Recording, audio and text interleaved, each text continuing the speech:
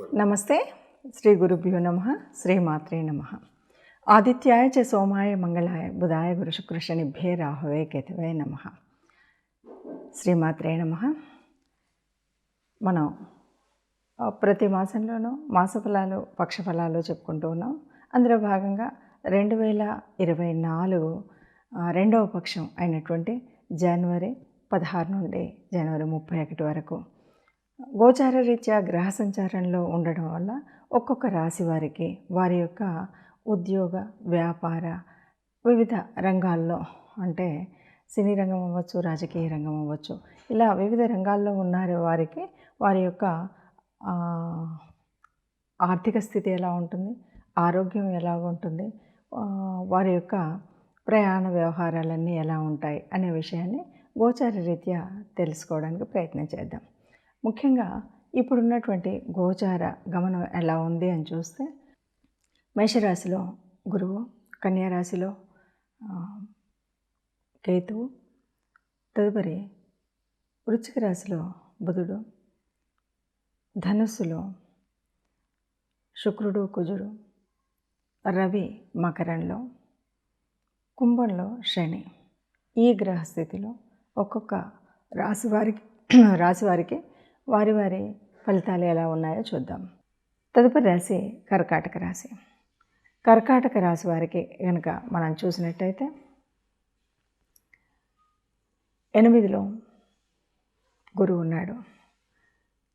ఇది మనకి చెప్పాలి అంటే ఓ రకంగా చాలా మంచిని కలిగించేటువంటి పరిణామము కనిపిస్తుంది కర్కాటక రాశి వారికి. అలాగే తృతీయంలో కేతు ఉన్నాడు. ఈ తృతీయ కేతువు వల్ల కూడా పంచమంలో బుధుడు ఉన్నాడు. ఇంకా షష్టమంలోకి వచ్చేసరికి కుజుడు అలాగే శుక్రుడు ఉన్నారు. ఈ పరిస్థితులలో మనకు ఎలా ఉంటుంది అంటే, పంచమ స్థానంలో ఉన్నటువంటి తృతీయ స్థానంలో ఉన్నటువంటి కేతువు మూలంగా మనకి ఉన్నటువంటి అన్నదమ్ములు కానీ, స్నేహితులు కానీ, సోదరి భావంలో ఇలాంటి మంచి స్నేహితులు వీళ్ళందరి వల్ల కానీ ఏదైనా మనం తీర్థయాత్రలు కానీ, లేదు పుణ్య అంటే ఏదైనా పూజ అలాంటివి జరుగుతూ ఉంటే మనం అక్కడికి వెళ్ళడం, లేదా పూజలు చేయడం లాంటి ఒక పుణ్యకార్యాలు చేసేటువంటి అవకాశం ఉంటుంది. అలాంటి పరిస్థితి అయితే కలుగుతూ ఉంది. అలాగే పంచమంలో ఉన్నటువంటి విషయం వల్ల సంతానానికి మంచి ఆలోచన విధానం, సంతానం చదువులో చక్కగా ఉంటారు. మనకు కూడా సంతానం వల్ల కొద్దిగా ఆనందం, వారి యొక్క అభివృద్ధి అనేది, అంటే వారి ఆరోగ్య స్థితి కానీ, చదువు రీత్యా కానీ, వీటి వల్ల ఆరోగ్యం, వారికి ఉండేటువంటి సంతోషం వల్ల, ఆరోగ్యం వల్ల మనకు ఆనందం కలిగేటువంటి పరిస్థితి ఉంటుంది. ఇక షష్టమంలో ఉన్నటువంటి వారి వల్ల మనకి షష్టమంలో శుక్రుడు ఉన్నాడు.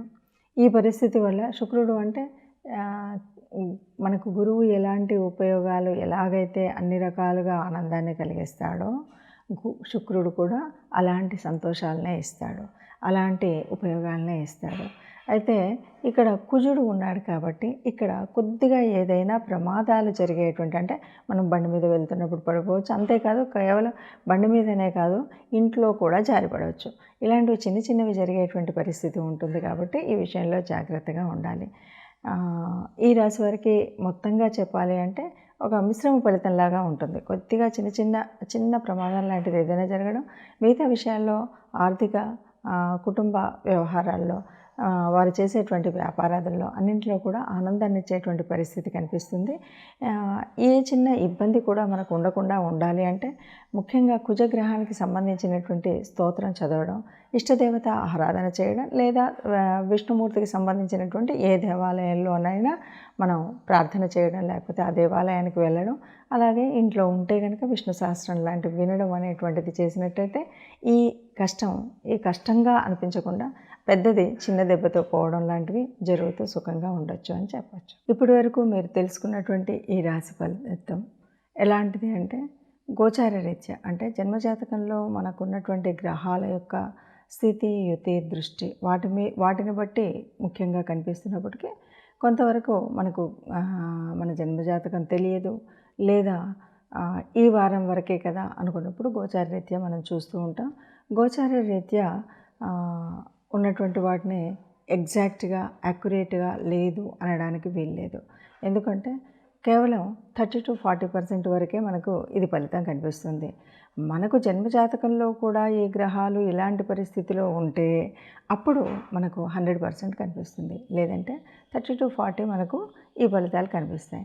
మరి 30-40 ఉన్నప్పుడు ఎందుకు తెలుసుకోవాలి అంటే దీనివల్ల కూడా ఏదైనా మనకి అంటే ప్రయాణాల వల్ల కానీ, లేకపోతే ఏదైనా ఆర్థిక ఇబ్బందులు కానీ రాబోతున్నాయి, లేకపోతే ఏదైనా ఆనందకరమైన విషయం రాబోతుంది అన్నప్పుడు దాన్ని ముందుగా తెలుసుకున్నప్పుడు రాబోయే కష్టాన్ని అడ్డుకోవడానికి కానీ, రాబోయే అనారోగ్యాన్ని తట్టుకోవడానికి కానీ మనం చేయవలసినటువంటి పరిహారాలు ఏమైనా ఉంటే చేసుకోవడానికి వీలుగా మనము ఇలా ముందు తెలుసుకోవడం అనేటువంటి పద్ధతి. ఏది ఏమైనా మనం ఈ చిన్న పరిహారాలు చేసుకున్నప్పుడు అందరికీ ఆనందంగా ఉంటుంది, సుఖంగా ఉంటుంది.